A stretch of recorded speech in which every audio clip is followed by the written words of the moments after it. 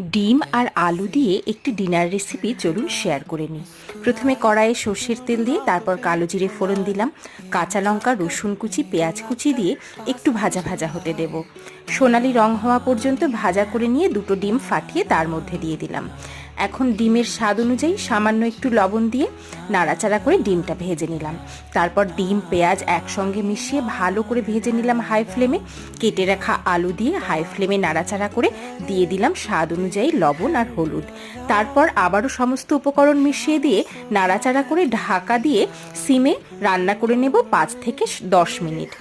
5 থেকে 7 মিনিট পর ঢাকনা খুলে আরও একবার নাড়াচাড়া করে কেটে রাখা ক্যাপসিকামগুলো দিয়ে ভালো করে মিশিয়ে দিয়ে লো ফ্লেমে রান্না করে নেব 5 মিনিট। 5 মিনিট পর ঢাকনা খুলে দেখে নিলাম আলু সেদ্ধ হয়ে গেছে কিনা, ছড়িয়ে দিলাম ফ্রেশ ধনেপাতা কুচি। ব্যাস রেডি হয়ে গেল আজকের দুর্দান্ত রেসিপিটি। ভালো থাকবেন, সুস্থ থাকবেন, ধন্যবাদ।